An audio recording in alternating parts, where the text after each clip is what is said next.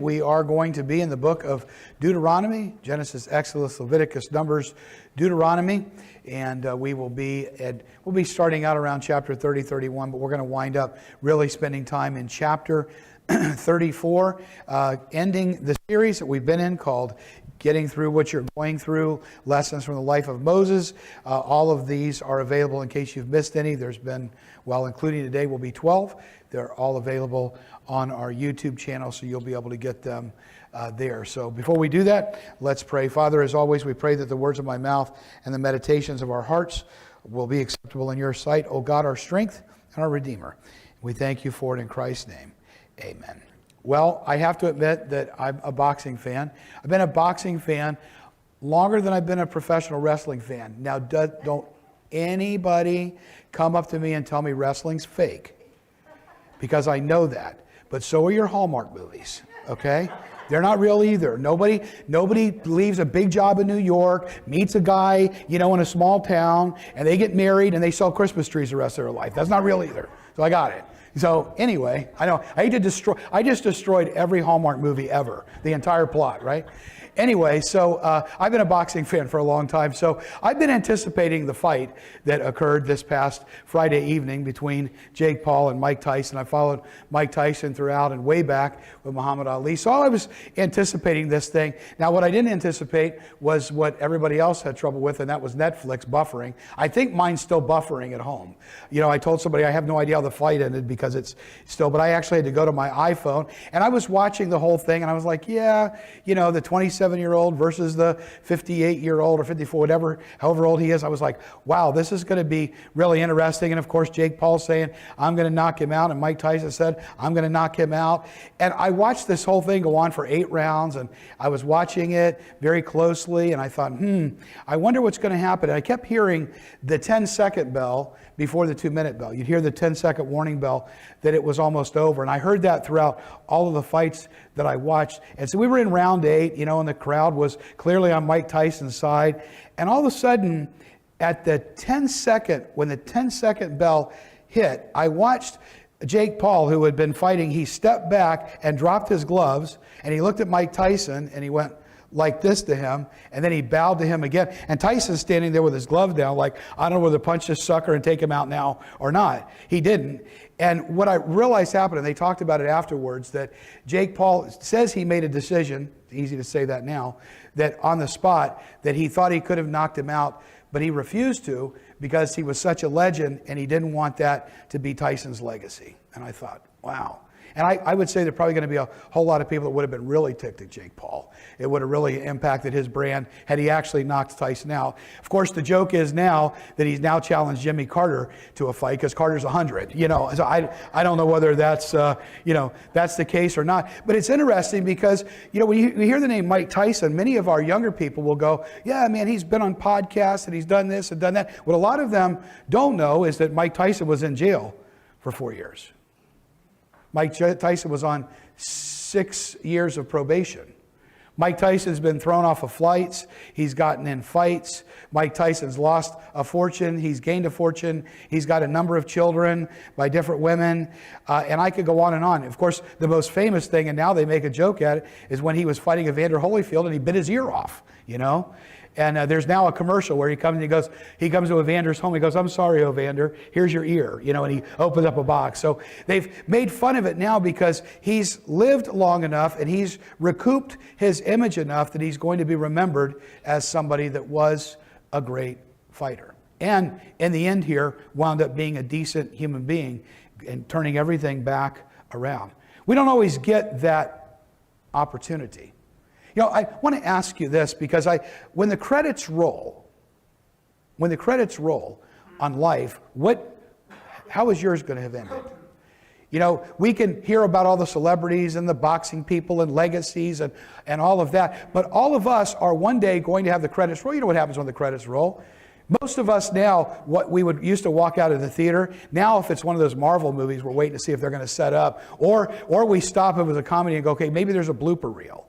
But the fact of the matter is that the protagonist, the protagonist is won, the antagonist is gone, the hero's journey is fulfilled, the hero has struggled through something and overcome some adversity, overcome some personal struggle, overcome some failure, overcome some foible, and all of a sudden they have ultimately won. The movie's over, the credits roll, but when the credits roll, it's too late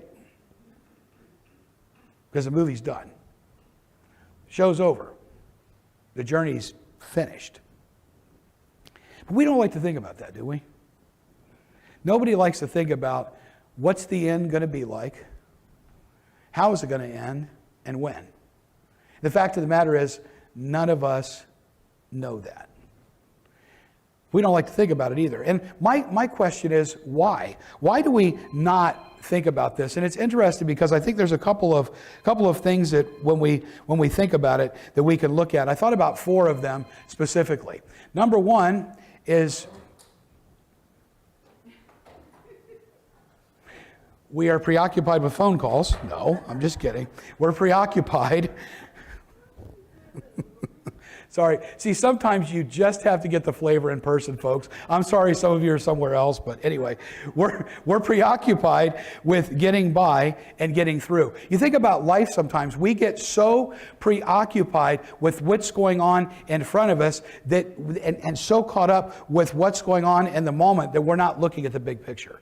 We're barely able to take one foot and put it in front of the other. We're barely able to go, okay, I'm just trying to exist. And so we move into the existence phrase where it's kind of like, what are we going to do? What's the big picture going to be like? We're not even thinking about it because of the fact that we're preoccupied. I think also we are often fearful of success, of failure, and of the unknown. I mean, when you think about it, we talk about making changes. We think about looking at the end, but then the changes that we need to make so that when the credits roll, the legacy we're going to leave behind is going to be something different. We often don't want to change now because we fear the unknown. We fear failure. We fear success. We fear who we're going to lose. We fear who we may gain. And so because of that, we don't make the changes that are necessary before the credits roll. There's a third one. And I think this is a big one. We lack awareness. We really do. A lot of times we lack self-awareness. I mean, I know I have at times that people have said things to me and I'm like, no, I didn't. My first response is no, I didn't. That's my first response is no. And then I think about it a little bit later. I go, well, I may have. And then about 2 weeks later, I go, I think I did. Because we're just not aware of what's going on in the moment so often. And so because of that, we don't look at the big picture, we don't back up, and so we don't make the changes that are necessary. But I think one of the biggest ones is, I'll save the best one for last, and that is, we don't make the changes before the credits roll because we dislike discomfort. You know, when we talk about how people have needs in this country and you have all of this stuff happening. Meanwhile, there are people, many who have not just one car, but they have 2, and they may have a third one up on blocks. Okay? I mean, there are other nations in the world where people don't have cars. They don't have anything. We are still, here in the United States, one of the richest places in the world. We can walk in and can buy coffee. This is the only place that people can talk about how unjust America is on their $1,000 phone. We have to live without the cell phone for 10 minutes and we're like, oh, what am I going to miss? We have FOMO, fear of missing out. Oh my gosh, I had to wait longer. We will push away from as much discomfort as possible. We will take the path of least resistance. And yet, a muscle only grows when there is resistance. We try to stay away from it. And so often we won't, the moment we got to go make a change and we feel resistance, it's like, nope, I'm good, that's it. And yet resistance is what causes the growth so often. So I go back to the initial question. When the credits roll, what do you want people to say about you? So, well, I don't know when they're going to roll. I don't know how they're going to roll. How do I do that? See, we look at that now, and then we sort of reverse engineer and back into it. And there's probably never a better example of this than Moses. Because when we finally get through what we're going through, the question is, who are we going to be and what will we have done? And we're going to take the example of Moses to really look at this morning. We're going to pick the story up. Moses is now 120 years old. Now he has spent, it's 40, 40, and 40. He spent 40 years in Egypt, 40 years being his working for his father-in-law, being a shepherd, and 40 years with the Israelites trying to get them out of Egypt. And then once he got them out of Egypt, they wandered for 40 years. Now they're on the cusp of entering the promised land. His time is coming to an end. And so we pick up in chapter 31 of Deuteronomy. Notice I want you to see how what this says. When Moses had finished giving these instructions to all the people of Israel, he said, I am now 120 years old, and I am no longer able to lead you. Now, we're going to find out later is that when Moses dies, his strength was like as it was when he was a young man. His vision was clear.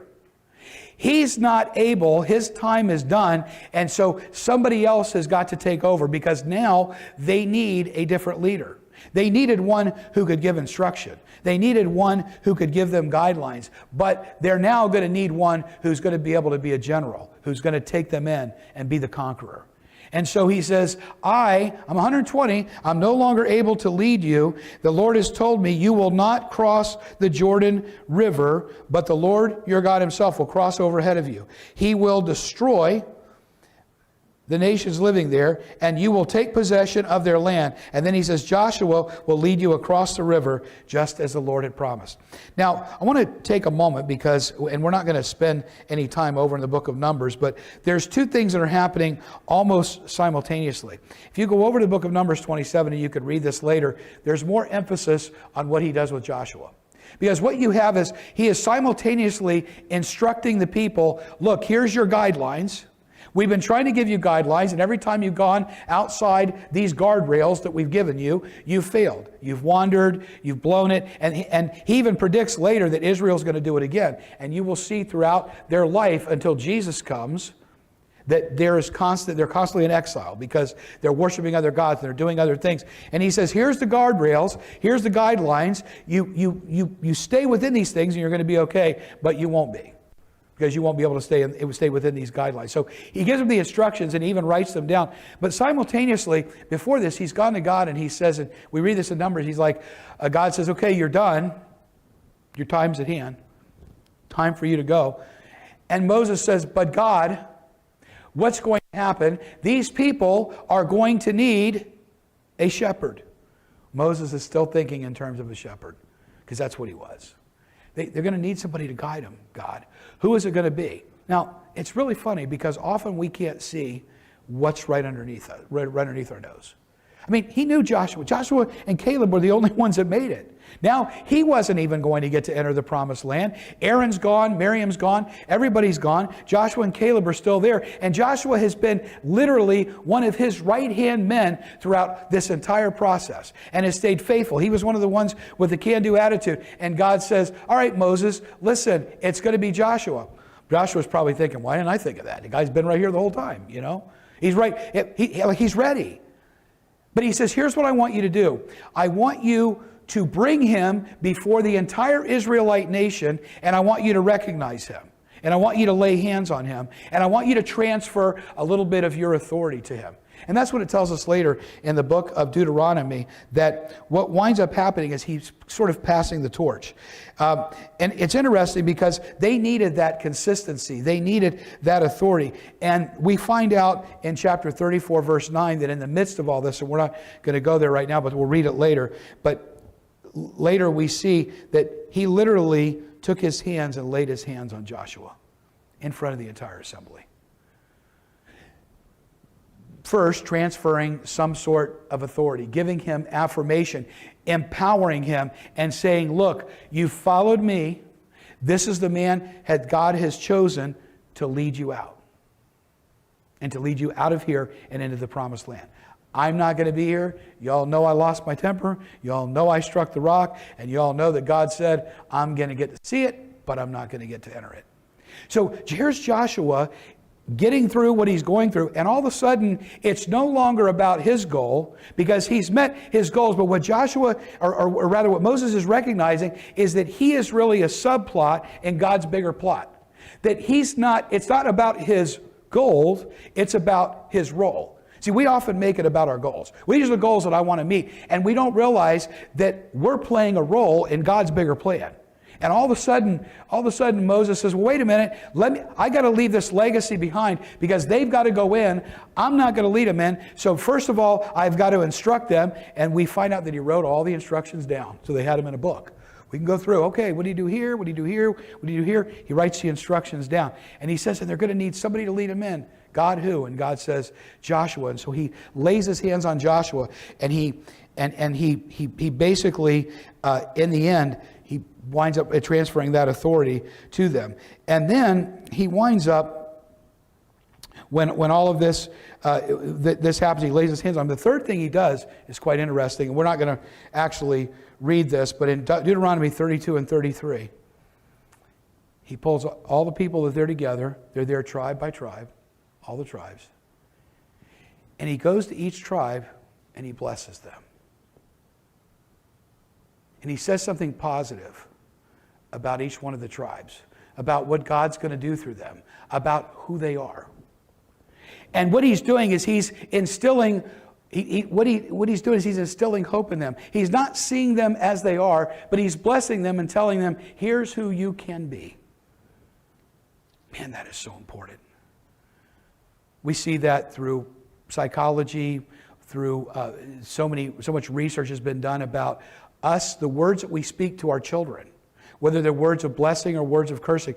Are they words of blessing that are going to cause them to grow up being affirmed? I'm not talking about gentle parenting. I'm just talking about saying, no, you're going to face this, but you could do this. What are the words of blessing? The words that you are speaking to other people, especially if you're a leader, they are going to matter in the end. Yeah, you're going to have moments where you're going to blow it, but in the end, if you are speaking these words of blessings, it's so important. Here he is, about ready to end his life be ended, and he's speaking words of blessings to the people that are going to be left behind. What a powerful, powerful thing, and what a great example. The blessings, and the blessings were important, especially in the Old Testament. You go back to seeing where Jacob stole Esau's blessing.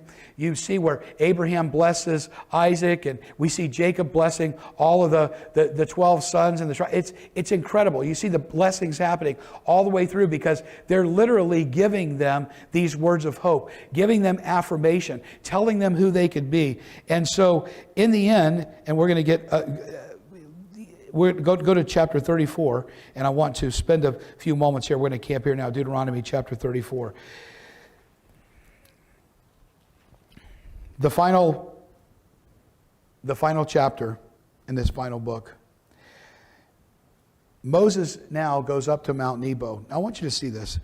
Then Moses went up to Mount Nebo from the plains of Moab and climbed Pisgah Peak, which is across from Jericho. And the Lord showed him the whole land from Gilead as far as Dan, all the land of Naphtali, the land of Ephraim and Manasseh, all the land of Judah, extending to the Mediterranean Sea, the Negev, the Jordan Valley, with Jericho, the city of palms, as far as Zoar. And then the Lord said to Moses, this is the land that I promised, listen to this, on oath, not just to you, but to Abraham, Isaac, and Jacob, when I said, I will give it to your descendants. I have now allowed you to see with your own eyes, but you will not enter the land. Now here's something that's interesting. Researchers tell us that where you go to where it says Moses was standing, that you couldn't see all of Israel.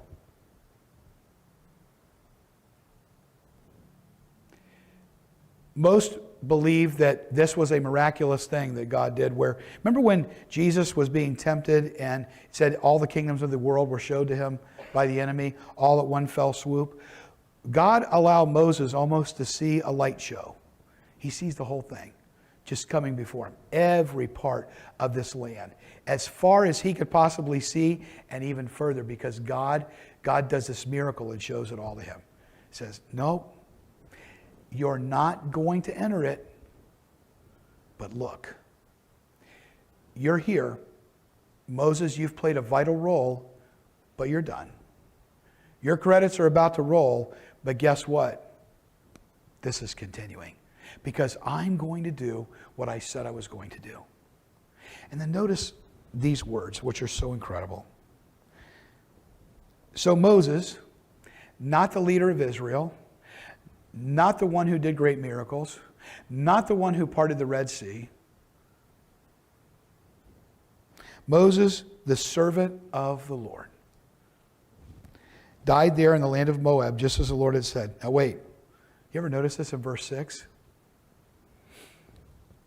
The Lord buried him in a valley near Beth Peor in Moab, but to this day, no one knows the exact place.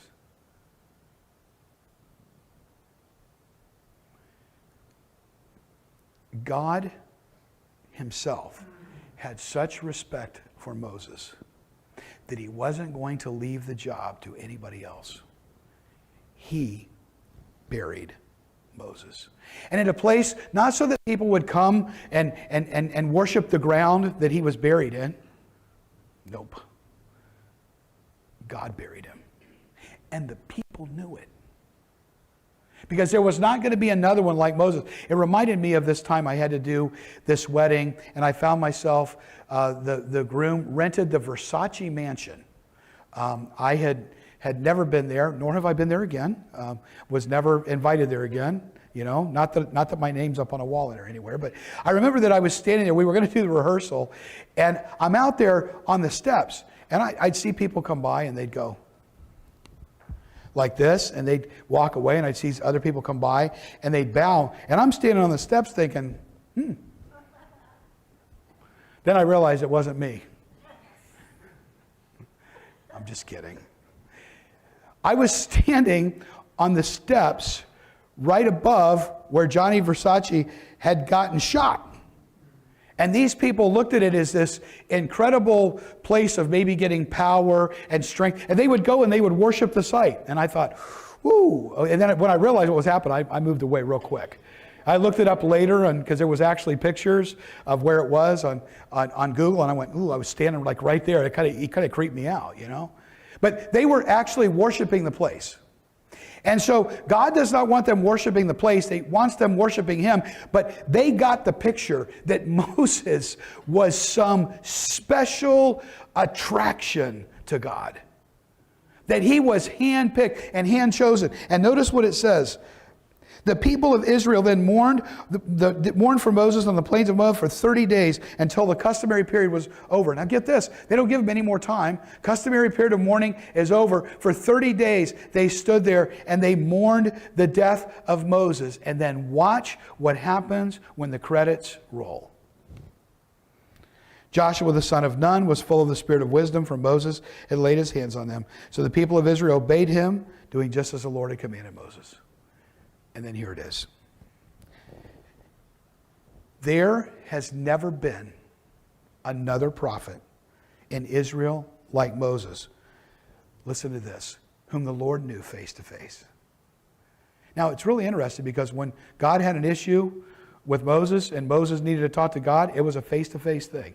Like they were, God obviously had to hide his face, but he talked to him one-on-one. That was who Moses was. By the way, when God told Moses Joshua was going to be the guy, he says, by the way, when he needs to get words from me, tell him to go to Eleazar the priest. That's why Moses was the last. Moses was the last one who God spoke to face to face. Joshua had to go through Eleazar the priest. He says, nobody knew him face to face, and the Lord sent him to perform all the miraculous signs and wonders in the land of Egypt against Pharaoh and all his servants and his entire land with mighty power. Moses performed terrifying acts in the sight of Israel. And the credits roll. The music starts. And what we know about Moses as we've watched this whole thing is that Moses was an imperfect leader at best. I mean, you remember where we were at. Remember when it started out? He's out there, he sees the burning bush, and God says, hey, take off your shoes off your feet. The place where on your standings, holy ground. I've heard the cry of my people. You're going to lead them out. And he's like, he has like 5 excuses of why he doesn't want to do it. And God finally gets frustrated with him and says, go get Aaron and go get this done. How many times did Moses lose his temper? How many times was Moses ready to give up. Moses even changed what was happening with him when he struck the rock, and God said, okay, there's consequences to this, but he was still called one who there was never going to be another like him. Never another prophet in Israel like Moses. Could you imagine that when the credits roll, that somebody said, man, there'll never be another. They weren't perfect, but there'll never be another. How do we do that now? I think we saw it in the life of Moses, but I'm going to give us 4 quick things if we follow the example of Moses that we see here. And this will wrap up getting through what we're going through. And before the credits roll, the first thing we've got to do is, man, we need the guidelines and we've got to follow them. It's so simple, but it's not easy because the Israelites couldn't even follow the guidelines. It's like, we'll call them guardrails. You know, Jesus has only given us 2 guardrails, right? Love the Lord your God with all your heart, with all your soul, with all your might. Love your neighbor as yourself. Stay in those things and then get on the path. Stay on the path, but these are the guardrails. Bump up against it. Nope, you're not loving God. Nope, you're not loving your neighbor. Okay, let's just keep going. But we have to have some semblance of order. We have to have some guidelines that we are looking to that are going to be the internal values that are going to guide our life. And guess what's going to happen? I'm going to tell you, you will fail. Sometimes you will flee. Sometimes you're going to freeze up. You're going to blow it. You're going to go off the path. You're going to go over the guardrails. You're not going to follow the guidelines at time. And so what do? Do you give up and say, that's it? Nope. The difference between somebody like a Moses and others is that he got back on the path. He had a few regrets, but it was time for him to know that it wasn't just about him, that he was playing one role in the middle of so many. And that's what I want you to understand. That if we want to make sure that change is made before the credits roll, we have to fulfill our role. We have to fulfill our role before those credits roll. Realizing that it's not about a goal that we have, but it's about a role that he has for us. And he's first giving us guidelines. So number 1 is follow the guidelines. Number 2, we need the guidelines. Number 2, we need support.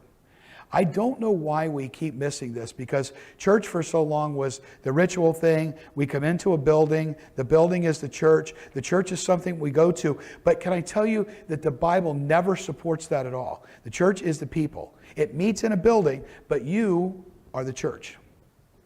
And the idea is, I can worship God on the golf course. I can worship God out fishing. I can worship God in the forest. I have a little more trouble in the big city. Some of you are okay with that. But the point is we can worship God anywhere. I don't have to come to this building at 4650 Southwest 30th Avenue in Dania Beach.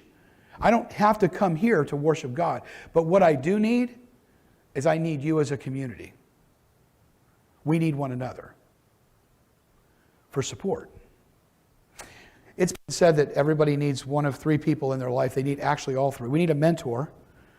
We need somebody that's down the road a little farther than we are that can give us sound advice. They may not be older than us, but then again, they may be. There are things that we from our generation, from my generation, can learn from the generation after me. Things that we won't take with us. I can't look at the older generation and go, well, you guys don't matter, because I'm going to be there soon, and I want to matter.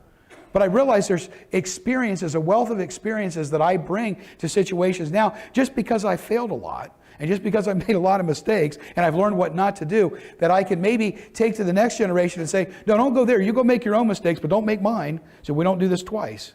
You need to learn from this. So we need a mentor, and we need the mentee. We need somebody that we're investing in, a reason to keep on going.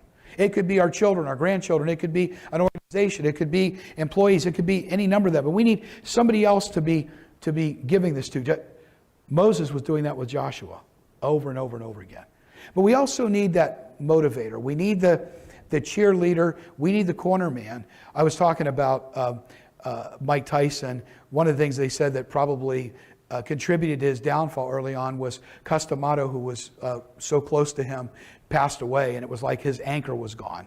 There was another guy that I got to meet later on, Angelo Dundee, who was responsible for training Muhammad Ali and a few others. I was at a funeral with Angelo Dundee, and when the widow of the guy that was speaking had been a boxer, she goes, yeah, she says, Angelo's going to be speaking. And I'm like, so I'm writing all this down. I'm writing down the name of the people who are going to speak, the name of the people who are going to speak at the eulogy. And then I stopped, and I was like, Angelo? She goes, yeah. She goes, he was his trainer. And I said, oh, would it be Angelo Dundee, would it? And she goes, yes. And I went. I set the pen down, and I had to like recoup, because I had watched him on TV coaching Muhammad Ali, and had been considered to be one of the greatest trainers of all time. And he was different ways of motivate. He had one boxer, a little known guy, that one time Dundee told him, look, if you don't beat this guy, he's going to take your house.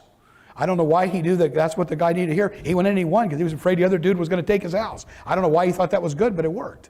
We need somebody in our corner. We need somebody that's not going to be in front of us pulling us, that's not going to be behind us pushing us, but somebody that's going to be by our side. We need support. You're not going to make it on this path alone. Moses did not make it alone. Moses, of course, had God, but he had Miriam, and he had Aaron, and he had Joshua. He had all of these people that were around him. So along this path, we need support. Number 3, we've got to maintain that belief in faith. Faith is that thing that we have to keep on moving when we feel like giving up. We have to keep on going. When we blow it, when we fail, when we falter, when all of these other things happen, we need to make sure that we still believe not in our goal, but in our role that God has for us in this bigger picture. Because He's got a plan. We have to know our role, and we have to believe in it. And number 4, we're going to need acceptance. You know what Moses finally did? He had to accept a couple of things. He had to accept he's done. Even though he was still strong, even though he could see, his time was over. God had somebody else to put in another role, and he was okay with it. Some people have trouble letting go. The Stoics used the term memento mori, which was knowing that we could die. You could die like today. It's horrible to think like that. But I used to kid my mom, because back when people read that weird thing called the newspaper, some of you aren't even going to remember that, but they read the newspaper. My mom would go to the obituary column. Grew up in Pompano, she'd read the obituary column first, see who died. And I thought, gosh, that's the most negative thing around. And then I realized it's really not. Because if I turn to the obituary column and my name's not there, guess what? I'm good today. You could turn it around. But we have to accept the fact that we're mortal. We have to accept the fact that we're going to fall. We have to accept the fact that we're going to fear. We have to accept the fact that we're going to falter. We have to accept the fact that one day the credits are going to roll and we're going to be gone. But we have to accept the fact that we also are very special people and have a very specific role in fulfilling God's plan. It's really about fulfilling the role that He has for us. Whatever you're going through, the only thing that's going to take you through is to know that He's got something bigger going on, and you're fulfilling a role in that because He's got a plan. So the question is, what's your role? You're like, I don't know. I've been trying to figure that out for 40 years. Maybe you have been, but there's a good chance it's probably like Joshua, right underneath your nose. It's where your strengths and your gifts and your abilities and your talent all come together. God probably has you in the role right now. You just haven't recognized it. So figure out what that role is and understand that it's a subplot in God's bigger story. Maybe you did fail. Maybe you faltered. Maybe you fled and you wanted to run away. But you know what you do? Just come back on the path. Because He's got a plan. You and I all still have the opportunity to fulfill our role before the credits roll. Let's pray. And God, we thank You for the life of Moses. We thank You for what we learned from it. God, I pray that, I know there's people that are going through so many different things right now. Father, I pray that these lessons that we've learned from his life will make us realize that we're playing a role in something much bigger than ourselves. We thank You for that. Thank You for allowing us to be a part. And God, may we follow these principles so that when the credits roll, we'll be able to look back. Perhaps it can be said of us, there wasn't another one like him. And and we'll thank you for it. In Christ's name, amen.